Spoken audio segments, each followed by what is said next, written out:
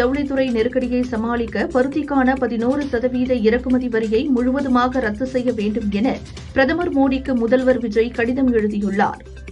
தோல்வியை நினைத்துக் கொண்டு முடங்கிவிட மாட்டேன், உடனே அப்டேட் ஆகி மீண்டு வருவேன் என திமுக தலைவர் ஸ்டாலின் தெரிவித்துள்ளார்.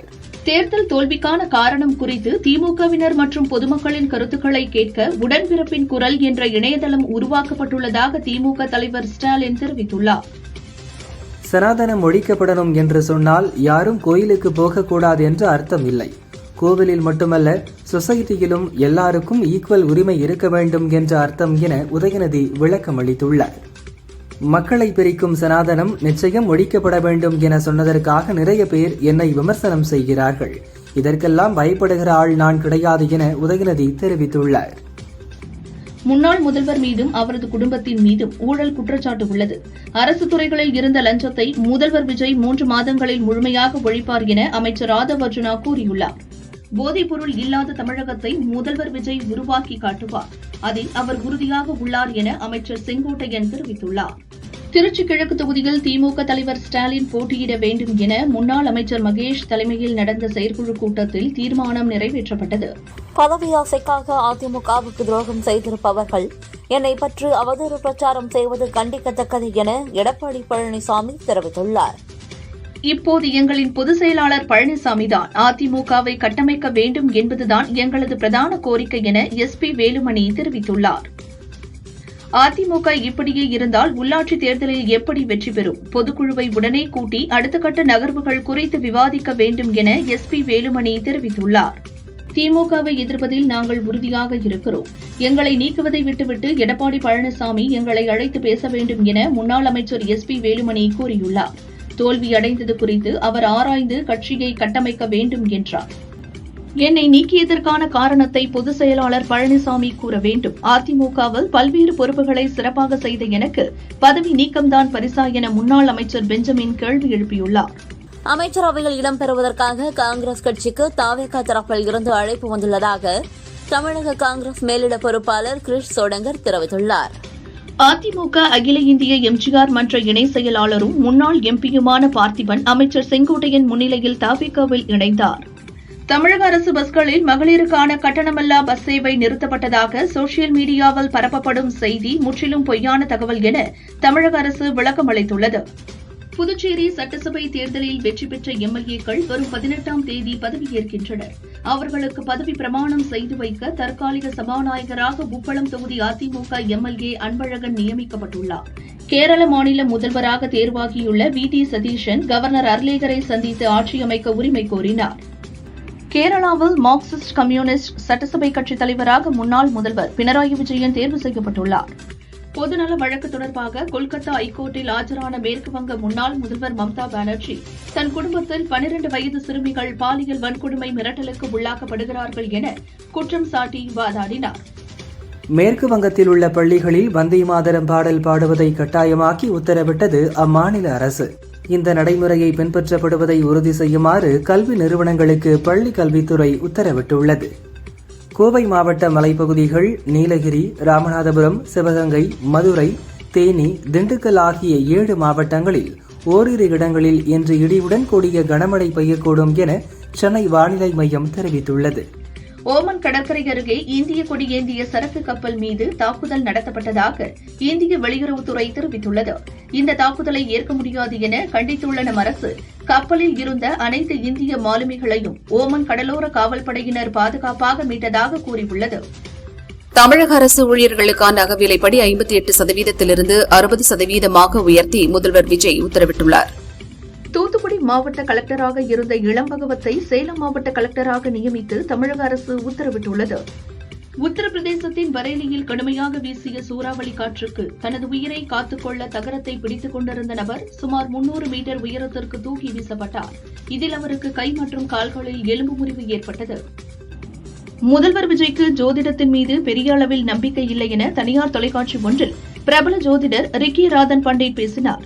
ஜாதகத்தின்படி போட்டியே இல்லாத பிரதமராகும் யோகம் கூட விஜய்க்கு இருக்கிறது என்றார். கன்னியாகுமரி மாவட்டம் தக்கலை அருகே நிதி நிறுவனம் தொடங்க அரசின் அனுமதி பெற்று தருவதாக கூறி ரவிக்குமார் என்பவரிடம் 1.75 லட்சம் ரூபாயை மோசடி செய்த தாவேக பிரமுகர் ஜெகதீஷை போலீசார் கைது செய்தனர். நாங்கள் யாருடைய கடவுள் நம்பிக்கைக்கும் எதிரானவர்கள் இல்லை. ஆனால் சமத்துவமின்மையையும் ஒடுக்குமுறையையும் கடுமையாக எதிர்ப்போம் என உதயநிதி கூறியுள்ளார். பிறப்புக்கும் எல்லா உயிர்க்கும் என வள்ளுவர் சொன்னதுதான் எங்கள் வழி என்றார். தமிழக அரசின் தற்போதைய நிதிநிலை குறித்தும் நிதித்துறையின் செயல்பாடுகள் குறித்தும் முதல்வர் விஜய் தலைமையில் இன்று ஆய்வுக் கூட்டம் நடைபெற்றது. மகளிர் உரிமை தொகை திட்டத்தை மறுசீரமைப்பு செய்ய அரசுக்கு உரிய கால அவகாசம் தேவைப்படுவதாக முதல்வர் விஜய் தெரிவித்துள்ளார். மேலும் மே மாதத்திற்கான ரூபாய் 1000 உரிமைத் தொகை விரைவில் வங்கிக் கணக்கில் வரவு வைக்கப்படும் என்றும் கூறினார்.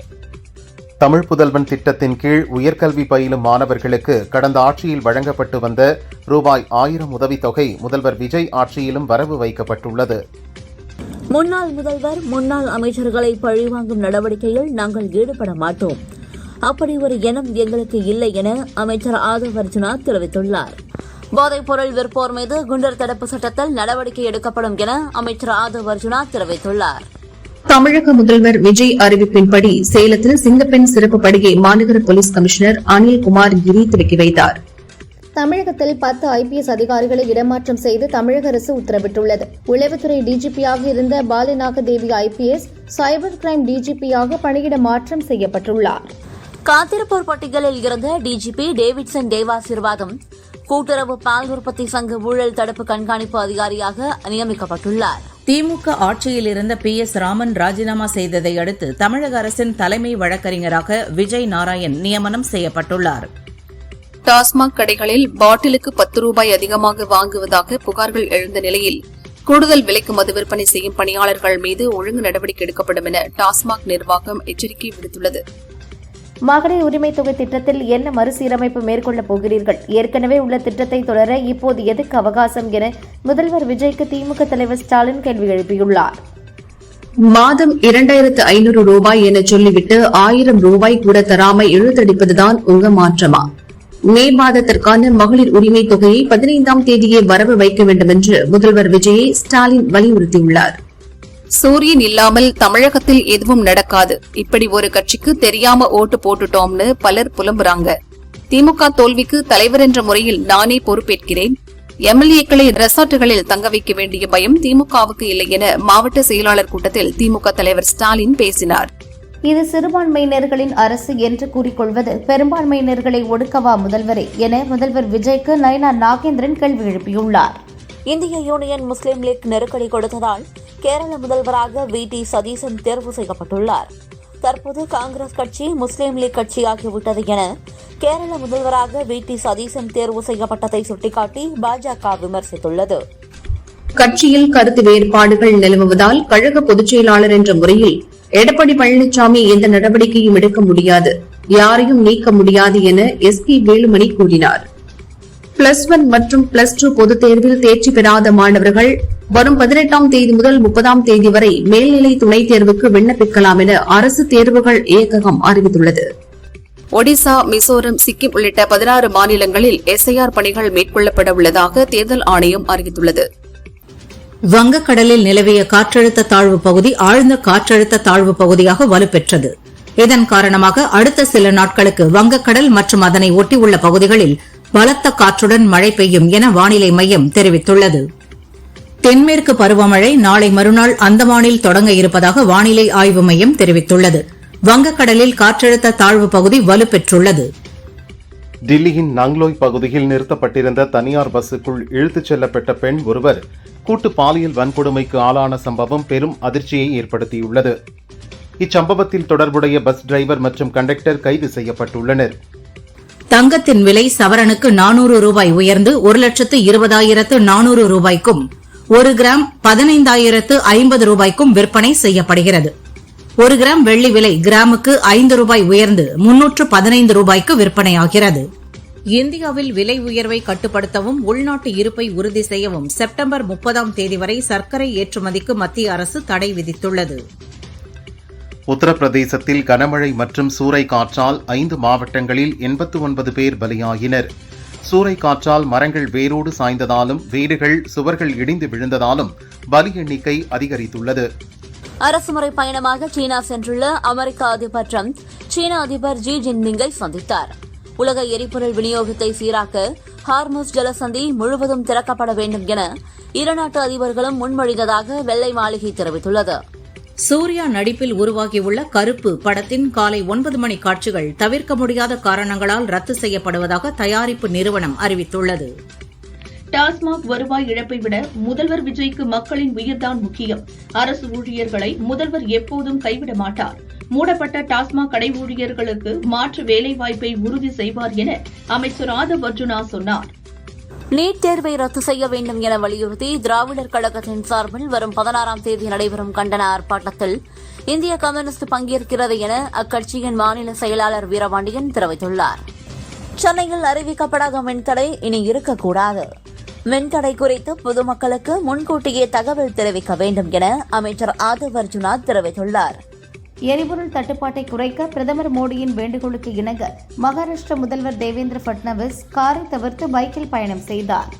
பிரதமர் மோடியின் வேண்டுகோளை தொடர்ந்து டெல்லி முதல்வர் ரேகா குப்தா தனது வாகன அணிவகுப்பை 60% குறைத்துள்ளார். தற்பொழுதுள்ள 4 வாகனங்களில் 2 பேட்டரி வாகனங்கள் இயக்கப்படுகிறது. ஆரம்ப மற்றும் நகர்ப்புற சுகாதார நிலையங்களில் பணியாற்றும் 40,000 ஒப்பந்த ஊழியர்களுக்கு உடனடியாக ஏப்ரல் மாத சம்பளம் வழங்க வேண்டும் என தமிழக அரசுக்கு மார்க்சிஸ்ட் கம்யூனிஸ்ட் வலியுறுத்தியுள்ளது. அதிமுகவின் செய்தி தொடர்பாளரும் சிறுபான்மை நலப்பிரிவு இணை செயலாளருமான ஜவஹர் அலி கட்சியின் அனைத்து பொறுப்புகளில் இருந்தும் விலகுவதாக அறிவித்துள்ளார். அதிமுகவில் ஏற்பட்ட பிளவு காரணமாக புதுக்கோட்டையில் உள்ள கட்சி அலுவலகத்தை கைப்பற்றுவதில் இரு அணிகளுக்கு இடையே போட்டி நடைபெற்றது. பதற்றமான சூழல் நிலவியதை அடுத்து கட்சி அலுவலகத்தை போலீசார் பூட்டி பாதுகாப்பு பணியில் ஈடுபட்டுள்ளனர். பிரதமர் மோடியின் அழைப்பை ஏற்று ஆந்திர முதல்வர் சந்திரபாபு நாயுடு தனது பாதுகாப்பு வாகனத்தை 50% குறைத்துக் கொண்டார். ஆரோக்கியமான எதிர்க்கட்சியாக திமுக இருக்கும் ஸ்டாலின் மீது இப்போதும் அதே மரியாதை உண்டு. ஆட்சி அமைக்க முடியாத திமுக முதுகில் காங்கிரஸ் குத்தியதாக கூறுவது பொருத்தமற்றது என காங்கிரஸ் எம்பி கார்த்தி சிதம்பரம் கூறியுள்ளார். கொறடா உத்தரவை மீறிய பழனிசாமி உட்பட 22 பேர் மீது கட்சித் தாவல் நடவடிக்கை எடுக்க வேண்டுமென சபாநாயகரிடம் மனு அளித்துள்ளதாக முன்னாள் அமைச்சர் விஜயபாஸ்கர் தெரிவித்துள்ளார்.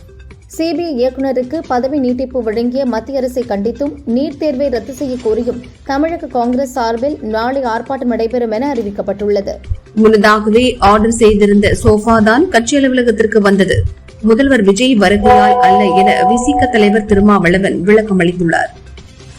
அதிமுகவில் இருந்து அனைவரையும் நீக்கியே பழகிவிட்டார் பழனிசாமி. இப்படியே தொடர்ந்தால் ஒருநாள் அவரையே கட்சியில் இருந்து நீக்கி அறிவித்து விடுவார் என்று எம்எல்ஏ நத்தம் விஸ்வநாதன் தெரிவித்துள்ளார். அவதூறு அரசாகவும் அவகாச அரசாகவும் மட்டுமே இந்த தாவேக அரசு செம்மையாக செயலாற்றுகிறது என முன்னாள் அமைச்சர் மகேஷ் கூறியுள்ளார். அனைத்து தரப்பு நிர்வாகிகளிடமும் பேசி தேர்தல் தோல்வி குறித்து தொகுதி வாரியாக ஆய்வு நடத்தி 20 நாட்களில் அறிக்கை தர வேண்டும் என மாவட்ட செயலர் கூட்டத்தில் திமுக தலைவர் ஸ்டாலின் உத்தரவிட்டார். தேர்தல் தோல்வி குறித்து தொண்டர்கள் கருத்து சொல்வதற்காக தனி இணையதளம் தொடங்கப்படும் என திமுக தலைவர் ஸ்டாலின் கூறியுள்ளார். எதிர்பார்க்கும் மாற்றங்கள் குறித்தும் கருத்து சொல்லலாம் என பேசியுள்ளார். திமுகவில் அமைப்பு முறையில் மிகப்பெரிய மாற்றத்தை கொண்டு வருவேன். செயல்பட முடியாது என்று நினைப்பவர்கள் தாமாக முன்வந்து விலகிக் கொள்ளலாம் என மாவட்ட செயலாளர்கள் கூட்டத்தில் ஸ்டாலின் கூறினார். கோஷ்டி அரசியலை விட்டுவிடுங்கள் என்றார். எம்ஜிஆர் மன்ற செயலாளர் பொறுப்பிலிருந்தும் அதிமுக அமைப்பு செயலாளர் பொறுப்பிலிருந்தும் சி.வி. சண்முகம் அணியில் உள்ள கோ அரியை எடப்பாடி பழனிசாமி விடுவித்தார். 2027 மக்கள் தொகை கணக்கெடுப்பில் ஓபிசி டிஎன்டி பிரிவினரை தனித்து பட்டியலிட வேண்டுமென பாமக நிறுவனர் ராமதாஸ் கோரிக்கை விடுத்துள்ளார். முன்னணி தொழில்நுட்ப நிறுவனமான சிஸ்கோ தனது நிறுவனத்திலிருந்து சுமார் 4000 ஊழியர்களை பணிநீக்கம் செய்வதாக அறிவித்துள்ளது. ஏஐ தொழில்நுட்ப வளர்ச்சிக்கு ஏற்ப நிறுவனத்தின் எதிர்காலத்தை மாற்றியமைக்க இந்த கடினமான முடிவை எடுத்துள்ளதாக சிஸ்கோ விளக்கம் அளித்துள்ளது. கட்சி எடுக்கும் முடிவு அடிப்படையில்தான் கொறடாவை நியமிக்க வேண்டுமென பழனிசாமி தரப்பினரும் அதிக எம்எல்ஏக்கள் ஆதரவு அடிப்படையில் கொறடாவை நியமிக்க வேண்டுமென எஸ்.பி. வேலுமணி தரப்பினரும் சபாநாயகரை சந்தித்து மனு கொடுத்தனர். அதிமுகவின் உண்மையான தொண்டர்கள் என்பதை சட்டப்படி நிரூபித்த பிறகுதான் நாங்கள் அதிமுக தலைமை அலுவலகத்திற்கு செல்வோம் என சி.வி. சண்முகம் கூறியுள்ளார். சென்னை அண்ணா அறிவாலயத்தில் ஸ்டாலின் தலைமையில் திமுக மாவட்ட செயலாளர்கள் கூட்டம் நடைபெற்றது. இதில் திமுகவின் அடுத்த கட்ட நடவடிக்கைகள் குறித்து ஆலோசனை நடத்தப்பட்டது. சட்டசபையில் உதயநிதி மற்றும் தாவேக எம்எல்ஏ முஸ்தபாவின் சனாதனம் குறித்த பேச்சை முதல்வர் விஜய் கண்டிக்காதது அவரது பதவிக்கு அழகல்ல என பாஜக செய்தி தொடர்பாளர் நாராயண் திருப்பதி தெரிவித்துள்ளார். அதிமுக தலைமை அலுவலகத்தை நாங்கள் கோவிலாக மதிக்கிறோம். அங்கு கலவரம் செய்யப் போவதாக வரும் தகவல் முற்றிலும் தவறானது என சி.வி. சண்முகம் கூறினார். தாவேக அரசின் குதிரை பேர அரசியலுக்கு கண்டனம் தெரிவித்த எடப்பாடி பழனிசாமி, உதயநிதி ஸ்டாலின், பிரேமலதா ஆகியோருக்கு அமமுக பொதுச் செயலாளர் தினகரன் நன்றி தெரிவித்துள்ளார். டெல்லியில் திங்கட்கிழமை தோறும் மெட்ரோ திங்கள் தினமாக கடைபிடிக்கப்படும். அன்றைய தினம் அமைச்சர்கள், அதிகாரிகள் வாகனங்களை தவிர்த்து மெட்ரோ ரயிலில் அலுவலகத்திற்கு வர வேண்டும் என முதல்வர் ரேகா குப்தா உத்தரவிட்டுள்ளார். 50% அரசு ஊழியர்கள் வீட்டிலிருந்தே பணிபுரிய சிக்கிம் முதல்வர் பிரேம்சிங் தமாங்கோலே உத்தரவிட்டுள்ளார். அரசு ஊழியர்கள் ஓராண்டுக்கு வெளிநாட்டு பயணங்களை தவிர்க்கவும், சனி மற்றும் ஞாயிற்றுக்கிழமைகளை விடுமுறை நாட்களாக அறிவிக்கவும் அறிவுறுத்தியுள்ளார். இந்து மதம் ஒரு வாழ்வியல் முறை. ஒரு இந்து தனது ஆன்மீக நம்பிக்கையை நிரூபிப்பதற்காக கட்டாயம் கோயிலுக்கு செல்ல வேண்டும் என்றோ, சடங்குகளை பின்பற்ற வேண்டும் என்றோ அவசியமில்லை என சபரிமலை ஐயப்பன் கோயிலில் அனைத்து வயது பெண்களையும் அனுமதிப்பது தொடர்பான மறு ஆய்வு மனு விசாரணையில் சுப்ரீம் கோர்ட் கருத்து தெரிவித்துள்ளது. ஈரான் போர் பதற்றம் காரணமாக எரிபொருளை சிக்கனமாக பயன்படுத்த பிரதமர் மோடி வேண்டுகோள் விடுத்துள்ள நிலையில், டெல்லியில் அரசு ஊழியர்கள் வாரத்தில் 2 நாட்கள் வீட்டிலிருந்து வேலை செய்ய முதல்வர் ரேகா குப்தா அறிவுறுத்தியுள்ளார். கேரள மாநிலத்தின் புதிய முதல்வர் யார் என்பது குறித்து இன்று அதிகாரப்பூர்வ அறிவிப்பு வெளியாக உள்ளது. KC வேணுகோபால், சதீஷன், ரமேஷ் சென்னிதலா ஆகியோருக்கு இடையே கடும் போட்டி நிலவி வருகிறது. டெல்லி செங்கோட்டையில் கடந்த ஆண்டு நிகழ்த்தப்பட்ட கார் குண்டுவெடிப்பு தொடர்பாக 10 பேர் மீது 7500 பக்க குற்றப்பத்திரிகை பட்டியாலா ஹவுஸ் கோர்ட்டில் NIA தாக்கல் செய்துள்ளது. திருவொற்றியூர் கல்யாண வரதராஜ பெருமாள் கோவிலில் பிரம்மோற்சவ விழாவை முன்னிட்டு பந்தல்கால் நடும் நிகழ்ச்சி நடந்தது. 3ஆம் தேதி தேர்பவனி நடைபெறவுள்ளது. தஞ்சை பெரிய கோயிலில் பிரதோஷ தினத்தை முன்னிட்டு நந்தியம் பெருமானுக்கு பால், மஞ்சள் உள்ளிட்ட மங்கள பொருட்களால் அபிஷேகம் நடைபெற்றது. ஏராளமான பக்தர்கள் தரிசித்தனர். சித்திரை தேரோட்டம் வெகு விமர்சையாக நடைபெற்றது. பல்லாயிரக்கணக்கான பக்தர்கள் ரெங்கா ரெங்கா என பக்தி கோஷமிட்டபடி தேரை வடம் பிடித்து இழுத்தனர். சென்னை ECRல் ரஜினியின் ஜெயிலர் 2 படப்பிடிப்பின் போது மின்சாரம் தாக்கி சேலத்தை சேர்ந்த எலக்ட்ரீஷியன் கார்த்திகேயன் உயிரிழந்தார். திருவாரூரில் வீட்டு மனை ஒப்புதல் ரசீது வழங்க 7000 லஞ்சம் வாங்கிய வட்டார வளர்ச்சி அலுவலர் சுவாமிநாதன் மற்றும் அவரது உதவியாளர் சுரேஷ்குமாரை லஞ்ச ஒழிப்பு போலீசார் கையும் களவுமாக பிடித்து விசாரித்து வருகின்றனர். 2026-27 கல்வியாண்டு தொடங்கும் முன் பள்ளி வளாகம், வகுப்பறைகள், சமையலறை, குடிநீர் தொட்டிகள் உள்ளிட்ட இடங்களை முழுமையாக தூய்மைப்படுத்த பள்ளி கல்வித்துறை உத்தரவிட்டுள்ளது. தஞ்சையில் நடந்த விவசாயிகள் குறைதீர்க்கும் நாள் கூட்டத்தில் தாவேக அரசு விவசாய கடன் மற்றும் நகை கடன்களை தள்ளுபடி செய்து புதிய கடன் வழங்க வேண்டும், மேட்டூர் அணை திறப்பதற்கு முன் தூர்வாரும் பணிகளை மேற்கொள்ள வேண்டும் என வலியுறுத்தி கலெக்டர் பிரியங்காவிடம் கோரிக்கை மனு வழங்கினர். பருவமழை முன்னெச்சரிக்கை மற்றும் மழை பொழிவு காரணமாக வெள்ளியங்கிரி மலையில் நாளை முதல் மலையேற தற்காலிகமாக தடை விதிக்கப்பட்டுள்ளது. ராணிப்பேட்டை வட்டார போக்குவரத்து அலுவலகத்திற்கு உட்பட்ட 480 தனியார் பள்ளி மற்றும் கல்லூரி வாகனங்களை அம்மாவட்ட கலெக்டர் சந்திரகலா ஆய்வு செய்தார். பஸ்களை அதிவேகமாக இயக்கக்கூடாது, குழந்தைகளை பாதுகாப்பாக அழைத்து செல்ல வேண்டும் என டிரைவர்களுக்கு அறிவுறுத்தினார். எரிபொருள் மூலம் இயங்கும் வாகனங்களின் பயன்பாட்டை குறைக்க பிரதமர் வேண்டுகோள் விடுத்த நிலையில் மகாராஷ்டிராவில் மாவட்ட போலீஸ் SP சைக்கிளில் காவல் கண்காணிப்பாளர் அலுவலகத்திற்கு சென்றார். அதிமுகவில் உட்கட்சி பிரச்சினை தலை தூக்கி உள்ள சூழலில் சென்னை ராயப்பேட்டையில் உள்ள அதிமுக தலைமை அலுவலகத்திற்கு போலீஸ் பாதுகாப்பு போடப்பட்டுள்ளது. ஹொசூர் பத்தலப்பள்ளி பகுதியில் உள்ள தேசிய நெடுஞ்சாலையில் பாலம் அமைக்கும் பணி நடைபெற்று வருவதால் சுமார் 3 கிலோமீட்டர் தூரத்திற்கு வாகனங்கள் அணிவகுத்து நின்றன. இதனால் போக்குவரத்து கடுமையாக பாதிக்கப்பட்டது. திருச்செந்தூர் அருகே கடல் வழியாக இலங்கைக்கு கடத்துவதற்காக கொண்டுவரப்பட்ட ரூபாய் 50 லட்சம் மதிப்பிலான 1.3 டன் பீடி இலைகளை கியூ பிரிவு போலீசார் பறிமுதல் செய்தனர். இது தொடர்பாக செல்வம் என்ற வாலிபரை கைது செய்து சிறையில் அடைத்தனர். நான் இசையமைக்கும் போது எனக்கு எந்த நினைவும் இருக்காது. மன அமைதியை கொண்டு வருவதே இசை. நான் இல்லாவிட்டாலும் என் இசை என்றென்றும் வாழும் என இசைஞானி இளையராஜா கூறினார். தமிழக டாஸ்மாக் கடைகளில் 21 வயதிற்கு உட்பட்டோருக்கு மது விற்பனை செய்யக்கூடாது என உத்தரவிடப்பட்டுள்ளது. வாடிக்கையாளர்களின் வயதில் சந்தேகம் ஏற்பட்டால் ஆதார், ஓட்டுநர் உரிமம் உள்ளிட்ட அடையாள ஆவணங்களை சரிபார்க்க வேண்டும் என நிர்வாகம் அறிவுறுத்தியுள்ளது. தெலுங்கானாவில் துப்பாக்கி காண்பித்து மிரட்டி நகைக்கடையில் கொள்ளையடித்த பீகாரை சேர்ந்த 3 கொள்ளையர்களை போலீசார் கைது செய்தனர். நாகை சிக்கல்பத்து கிராமத்தில் மூடப்படாத தண்ணீர் தொட்டியில் விழுந்து 4 வயது சிறுவர்கள் 2 பலியான சம்பவம் அப்பகுதியில் பெரும் சோகத்தை ஏற்படுத்தியுள்ளது. ஈரானுடனான பதற்றத்தை தணிக்கவும் தூதரக ரீதியிலான உடன்பாடு ஏற்படவும் சீனா உதவ வேண்டும். நாம் இணைந்து ஒரு சிறப்பான எதிர்காலத்தை உருவாக்கப் போகிறோம் என சீனா சென்றுள்ள அமெரிக்க அதிபர் டிரம்ப் தெரிவித்துள்ளார். பலத்த எதிர்பார்ப்புக்கு மத்தியில் அமெரிக்க அதிபர் டிரம்ப் மற்றும் சீன அதிபர் ஜி ஜின்பிங் இடையிலான பேச்சுவார்த்தை சீன பார்லிமெண்டில் நடைபெற்றது. சென்னை அணி ஆல்ரவுண்டர் ஜெமி ஓவர்டன் காயம் காரணமாக சொந்த நாட்டிற்கு திரும்பியுள்ளார். இதனால் நாளை லக்னோ அணிக்கு எதிரான போட்டியில் அவர் பங்கேற்க மாட்டார் என தகவல் வெளியாகியுள்ளது. நடிகை ஸ்ருதிஹாசனுக்கு பூனைகள் மீது பாசம் அதிகம். பெண்மணி ஒருவர் தான் வளர்த்த பூனைக்குட்டி ஒன்றை ஸ்ருதியின் தோழியிடம் ஒப்படைத்துள்ளார். அலர்ஜியை காரணம் காட்டி அவர் வளர்க்க முடியாமல் போய்விட்டது. இதை அறிந்த ஸ்ருதி அந்த பூனையை அவரை தத்தெடுத்து அஸ்லன் ஹாசன் என பெயர் சூட்டியுள்ளார். ஹாசன் என்பது ஸ்ருதியின் குடும்ப பெயர். அதை தனது பூனைக்குட்டிக்கும் அவர் சேர்த்துள்ளார். நடிகர் சிவகார்த்திகேயனின் தயாரிப்பு நிறுவனம் முதல் முறையாக வேலும் மயிலும் என்ற பெயரில் சுயாதீன ஆன்மீக இசை ஆல்பத்தை வெளியிட்டுள்ளனர். சிவகார்த்திகேயன் பாடல் வரிகளை எழுத நிவாஸ் கே பிரசன்னா இசையமைத்து பாடியுள்ளார். சிவகுமார் முருகேசன் இதை இயக்கியுள்ளார். முருகப்பெருமானின் அருள் மற்றும் தெய்வீக மகத்துவத்தை இசையின் வழியாக வெளிப்படுத்த இப்படி ஒரு ஆல்பத்தை வெளியிட்டுள்ளனர். தெலுங்கில் ஸ்ரீகாந்த் ஒடிலா இயக்கத்தில் நானி நடித்துள்ள பான் இந்தியா படம் தி பாரடைஸ். இதன் படப்பிடிப்பு முடிந்த நிலையில் எடுத்த காட்சிகளில் திருப்தி இல்லாததால் அதை மீண்டும் எடுப்பதாக செய்தி பரவியது. இதை மறுத்துள்ள படக்குழு 100 நாட்களுக்கும் மேலான படப்பிடிப்பை வெற்றிகரமாக முடித்துவிட்டோம்.